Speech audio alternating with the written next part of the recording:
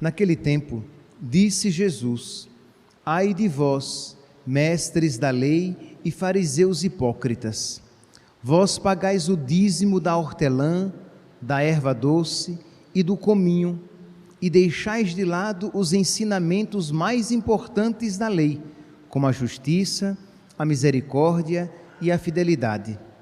Vós deveríeis praticar isto, sem contudo deixar aquilo. Guias cegos, vós filtrais o mosquito, mas engolis o camelo.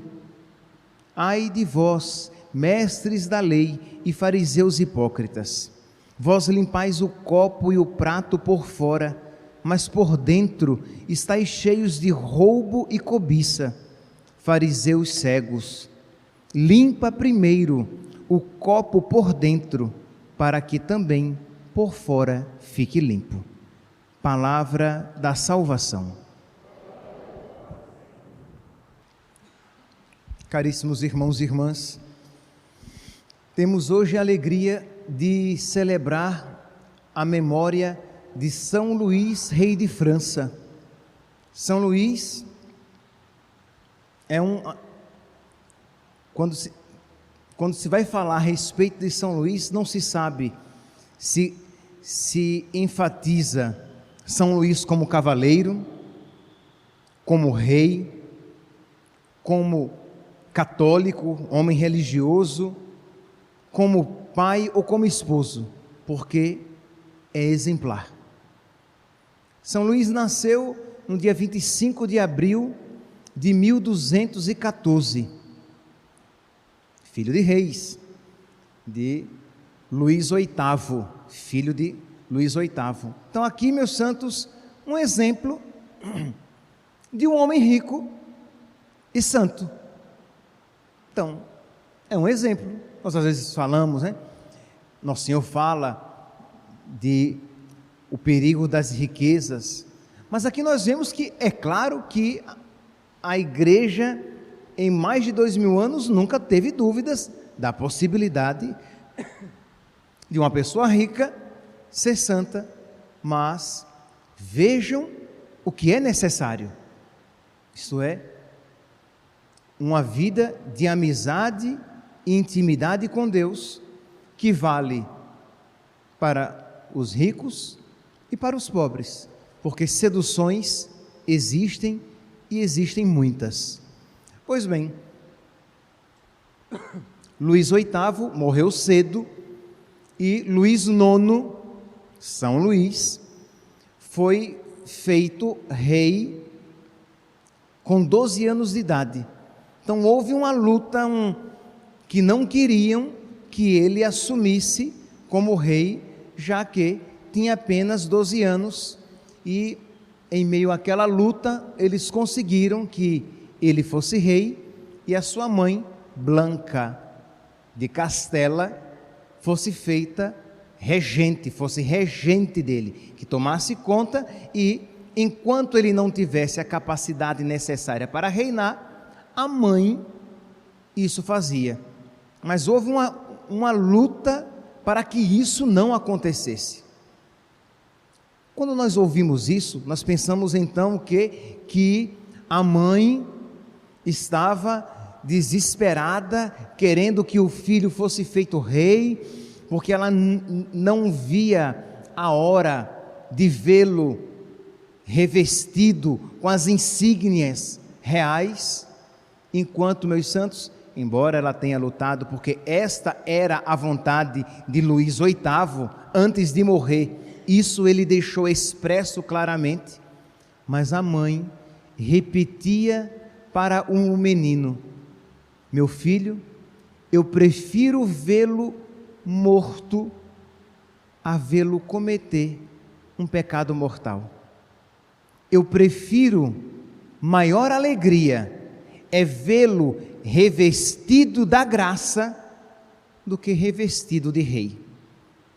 Isto é, percebe aqui a compreensão dessa mãe: meu filho, o que importa é que você esteja revestido de Cristo, que você esteja revestido da glória, da graça, e não com as insígnias reais, que você seja importante neste mundo, que você esteja belo para este mundo, que você seja importante para este mundo, porque tudo neste mundo passa. A figura deste mundo passa. Meus irmãos, esta sabedoria nós precisamos ter para que, com autoridade, possamos ensinar aos nossos filhos, porque senão, não só nela não creremos, como também não passaremos isso para os nossos filhos. Então, essa piedosa mãe que ela criou o seu filho com piedade, temente a Deus. Ele cresceu, com 20 anos ele foi feito rei, no sentido de que ele agora era rei de fato, ele que reinava, não tinha mais uma regente. Com 21 anos, no outro ano, ele se casou e teve aqui uma discussão, uns dizem 10, outros dizem 11 filhos. Teve 10 ou 11 filhos, ele teve muitos filhos. Joinville, seu amigo e biógrafo, sim, ele já tinha um biógrafo, porque ele já tinha fama de santidade. Ele vivo, ele já tinha fama de santidade. Por quê? Porque pela maneira como ele atendia os seus súditos, muitas vezes ele mesmo atendendo as pessoas mais simples, a sabedoria dos seus conselhos, a justiça, a retidão na sua postura, a sua misericórdia, principalmente com os mais necessitados. Era sabido por muitos que havia um monge em um mosteiro tomado pela lepra e que tinha o rosto totalmente comido, destruído pela lepra. Então, para que você tenha ideia, uma pessoa com o rosto comido pela lepra, ela está com as orelhas inchadas e pendendo de pus, o nariz geralmente já caiu, tem apenas um buraco, nos estágios avançados, os olhos já estão carcomidos pela lepra, a pessoa está cega, existem buracos de pus na face, a língua começa a inchar e todo o aparelho vocal a apodrecer. É isso que nós estamos falando. Então, existia ali um monge que estava com a face que tinha lepra e a face totalmente carcomida por ela, e ele, o rei, ia frequentemente trocar as suas ataduras e dar-lhe de comer com as próprias mãos. Então vocês podem ver que nós estamos falando, ora, isso aqui não apenas repugnante pelo cheiro, você se aproxima de uma pessoa que está podre, viva. Então você, sem os métodos de asepsia de hoje em dia, e com todo o perigo do contágio, ele fazia questão, porque era Cristo leproso naquele homem.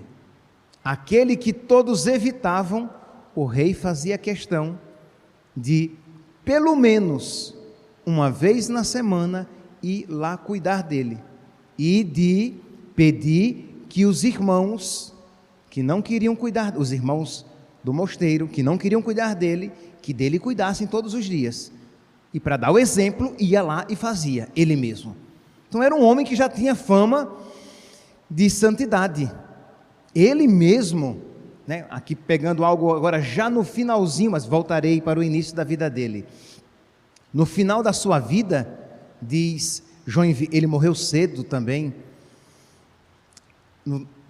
depois de ter adoecido numa segunda batalha porque era cavaleiro para reconquistar os lugares para Cristo, para reconquistar os lugares cristãos. Então houve uma peste e ele adoeceu gravemente, e ele mandou chamar o seu filho mais velho, Felipe, e disse ao filho: eu quero, ele morrendo, São Luís, rei de França, morrendo, e diz: meu filho, eu quero começar a te ensinar a amar o Senhor com todo o coração e com todas as forças. Sem isso não há salvação. Percebe, meus santos, o quanto estava forte? Sem sombra de dúvidas, isso também ele recebeu da sua mãe. Quando sua mãe morreu, ele, pranteando-a, disse: meu Deus, obrigado pela tão boa mãe que o Senhor me deu aqui na terra, que incutiu no coração dele essa piedade e que foi crescendo na sua vida. Pois bem, agora era ele diante do filho Felipe, e ele dizendo: meu filho, eu quero te ensinar a amar a Deus sobre todas as coisas. Sem isso não há salvação, de modo que é preferível todo sofrimento do mundo a cometer um pecado mortal e se perder eternamente. Meus irmãos, pode parecer óbvio, mas não é não. Não é não. Há muitas e muitas famílias, há muitos e muitos pais que, para não botar medo nos seus filhos, nunca falaram do inferno para eles. Não vou falar não, como se não falar do inferno fizesse com que o inferno não existisse, como se não falar do inferno ele se tornaria inofensivo. Louco quem assim pensa. Nossa Senhora falou do inferno para crianças, para os 3 pastorinhos, e você, achando que os tempos atuais são melhores do que os de outrora, que não são, não fala, porque o seu filho é tão frágil como uma violeta, que se você falar, ele vai ter pesadelos. Melhor será se ele tiver pesadelos e for para o céu, do que se ele tiver noites tranquilas e no final da vida for para o inferno. É ou não? É ou não? Meus santos, nós precisamos preparar os nossos filhos para o céu. Nós precisamos preparar os nossos filhos para aquilo que verdadeiramente importa. Então nós precisamos ensinar aos nossos filhos o que: meu filho, mais vale a pena perder tudo neste mundo, mas não perder Deus, do que perder Deus. Mas é claro que se isso você fala apenas de boca, e o seu filho não vir na sua vida um reflexo disso que você fala, você será, como diz o evangelho de hoje, um fariseu hipócrita, um sepulcro caiado, bonito por fora e podridão por dentro. Mas, então você precisa se esforçar para viver o que você prega, e pregar a palavra de Deus para os seus filhos também, em casa, pequenininho, desde pequenininho, percebendo que ele está ali, já tendo uso da razão, de saber, né? Não me vem aqui, se eu parar, porque eu não quero parar para pensar em outra coisa, se eu parar eu vou lembrar, mas sei que foi um santo, um menino, por esses dias, que a mãe disse: meu filho, como você é ruim, como você não será quando você crescer. Não me vem aqui qual foi o santo que disse, qual foi a mãe, para que santo ela disse isso, mas ela disse: você vai, meu filho, se perder. Então os pais precisam, né? E de máscara não adianta falar, porque eu não consigo nem ler os lábios, então, porque para quem está aqui acompanhando, há pessoas murmurando, mas eu não vou conseguir saber quem é, que todo mundo de máscara, então eu não consigo. Pois bem, então quer dizer, nós precisamos educar os nossos filhos para o céu, e isso estava ali, São Luís de França, rei de França, fazendo isso com o seu filho Felipe, ensinando a amar a Deus, ensinando a amar as coisas do céu. Mas voltemos então para a sua vida. Lá no palácio, por exemplo, a postura de São Luís incomodava no palácio. Por quê? Porque ele ia à missa todos os dias. E é claro, né?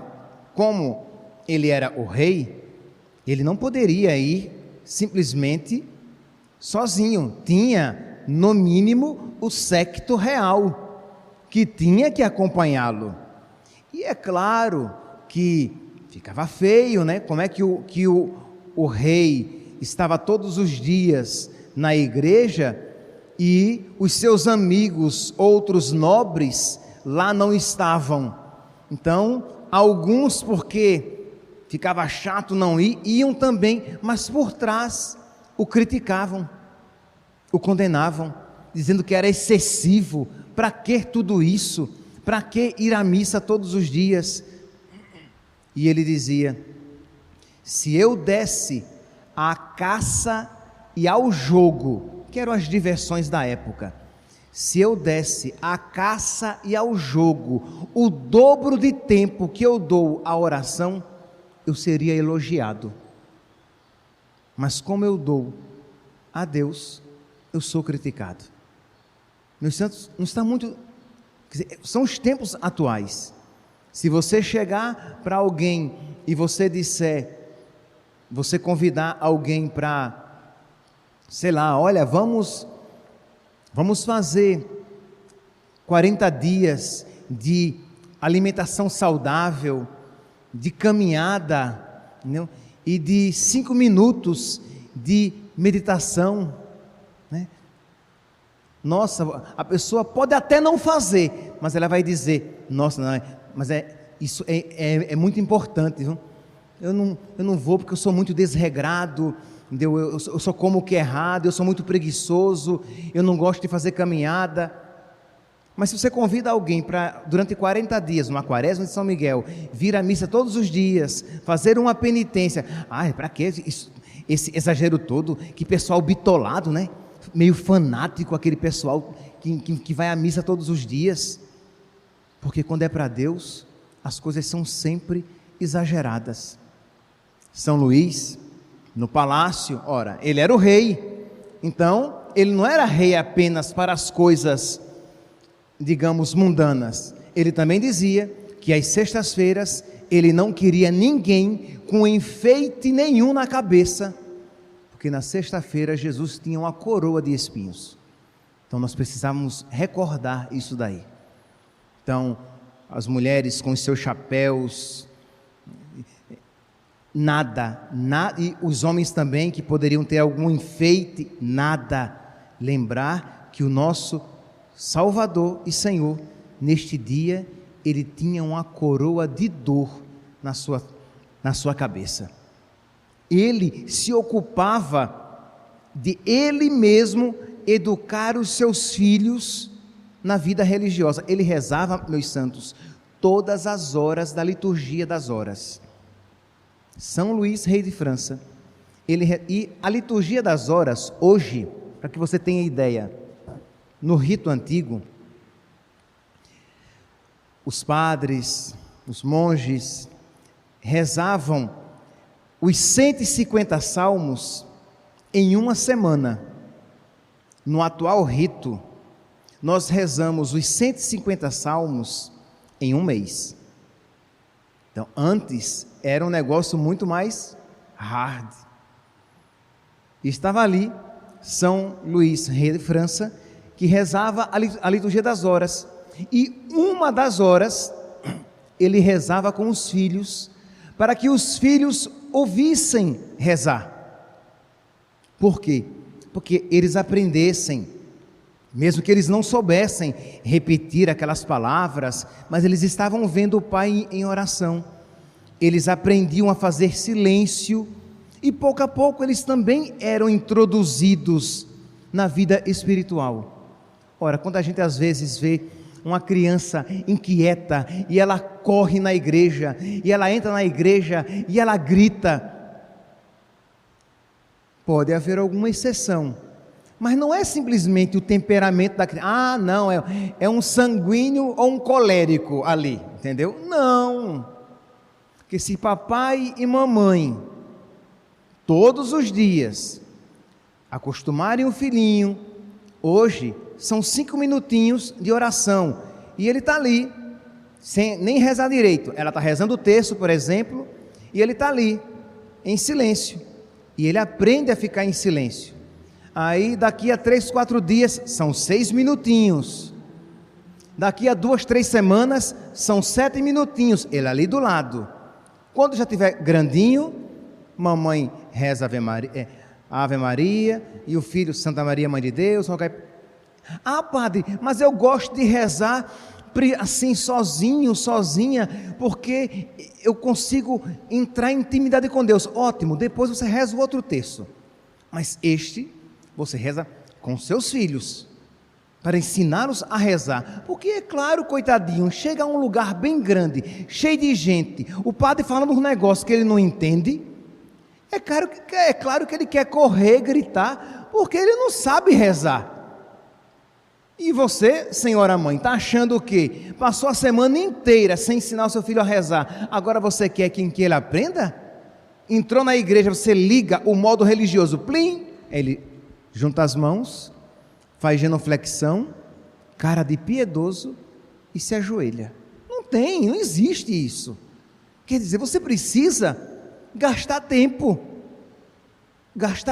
e ensinar o seu filho a rezar, ensinar o seu filho os valores cristãos, ensinar o seu filho os valores do céu. E isso, 1 hora da liturgia das horas, ele rezava com os filhos, e depois de completas é a última oração, a oração da noite, ele juntava os filhos e ia falar sobre a vida de um santo, sobre os mandamentos de Deus, os pecados que ofendem a Deus e que podem nos levar ao inferno, os santos que podem e devem ser imitados.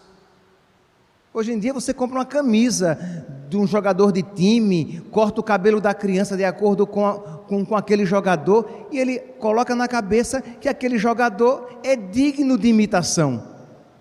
Mas se você vai infundindo no coração do seu filho a devoção a um santo, ele pouco a pouco vai procurar colocar em prática, imitar aquele santo que papai disse que ele é o meu padrinho, que ele é o meu padrinho de batismo, além do meu padrinho de fato, mas o meu protetor. E ele cresce, ou então o nome que ele carrega, né? Se ele não se chamar Overlan, que não vai encontrar santo nenhum com o nome de Overlan, mas se ele tem o nome de um santo, é o seu onomástico, é o seu santo de proteção. Agora, claro, papai e mamãe, você vai ter que estudar a história daqueles santos para ensinar os seus filhos e inspirar a devoção neles. Mas percebe que isso, se você não tem amor à vida sobrenatural, como é que você vai infundir isso no coração dos seus filhos?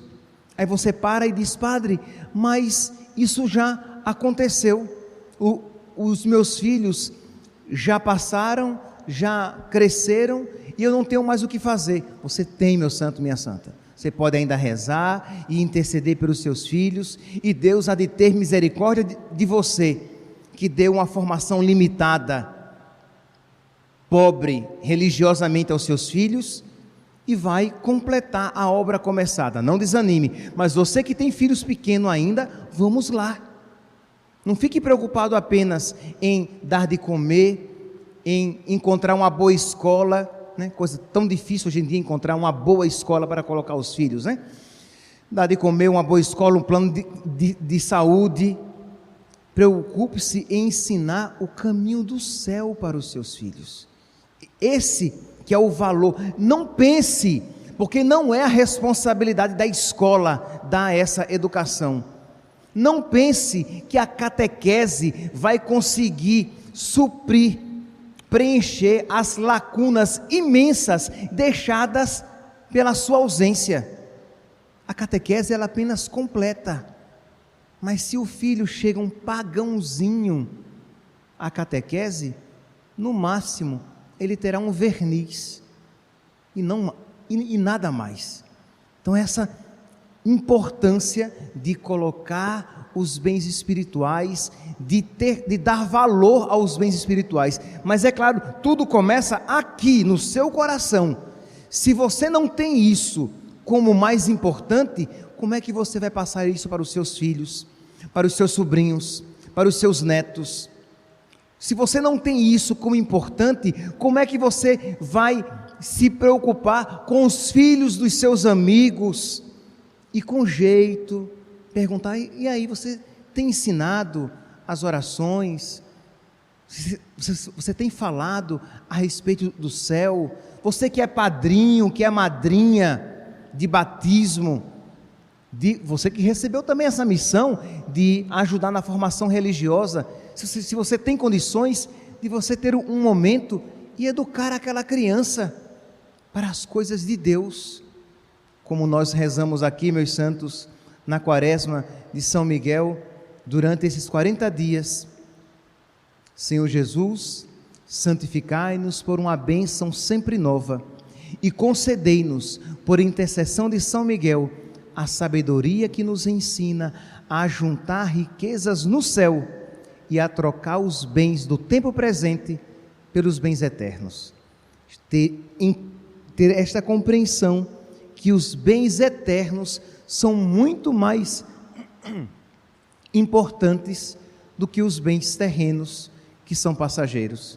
Para terminar, concluo com uma conversa que São Luís teve com o seu amigo, o biógrafo Joinville. Lembra que Joinville escrevia tudo, né? Aquilo que São Luís fazia, porque já sabia que era um homem de Deus, um homem santo. E São Luís uma vez perguntou a ele: Joinville, o que é que você prefere? Cometer um pecado mortal ou contrair lepra? Lembra, né? A lepra horrorosa, né? Nos estágios mais avançados, os membros, mãos, pés, nariz, orelhas, caíam de podres. As pernas, a circulação parava, às vezes ficava pendurada ao corpo. Lendo a história, por exemplo, de São Damião de Molokai, ele falou que uma vez foi visitar uma pessoa numa cabana para levar a unção dos enfermos, e ele estava ali, aquele lugar mal cheiroso, aquela cabana fedida, e ele ministrando a unção, e ele escutava um barulho, e ele não viu nada ao redor, até que ele descobriu aquele senhor a quem ele estava ministrando a unção, e ele disse que as pernas dele estavam sendo comidas pelos bichos, a olho nu. Ele já não tinha mais sensibilidade, né? Mas as pernas estavam podres. Vocês verem a situação terrível. Pois bem, então São Luís pergunta: Joinville, o que você prefere? Cometer um pecado mortal ou contrair lepra? E Joinville disse: eu preferiria cometer 30 pecados mortais a contrair lepra. E São Luís diz: louco, a lepra deste mundo, quando a gente morre, passa, mas a lepra do pecado nos leva para o inferno por toda a eternidade. O sofrimento que a lepra neste mundo nos causa é grande, mas o sofrimento que a lepra do pecado nos causa eternamente é infinito e incomparável. E quem foi que disse? Porque Joinville disse: porque depois eu vou e me confesso. E ele disse: e quem foi que disse que depois de você cometer um pecado mortal, você terá tempo de se confessar? É loucura, meus santos. Nós achamos que teremos uma vida longa, que eu vou viver até 80 anos. Quem foi que disse que você viverá até 80, 70, 60? Quem foi que disse que você, depois de cometer um pecado mortal, não morrerá depois por qualquer causa. E pior, e quem foi que disse que mesmo tendo vida, arrependimento você terá? Quem garante que você se arrependerá de fato daquele pecado cometido para obter o perdão de Deus? Porque confissão não é mágica, não é chegar diante do padre, dizer o pecado e receber o perdão. Se não houver um arrependimento verdadeiro, mesmo que o padre pronuncie a palavra de absolvição, o perdão não acontece. Por quê? Porque não existe um coração verdadeiramente arrependido.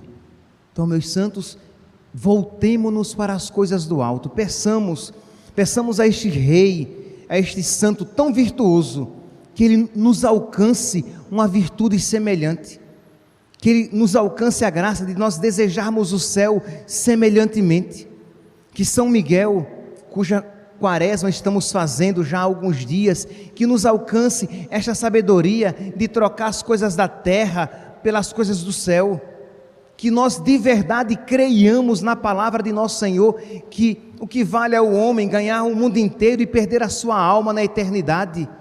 Nós precisamos, meus santos, ser cristãos e cristãos de fato, mas para isso precisamos nos abrir à graça de Deus, e o caminho privilegiado para esta abertura é a oração.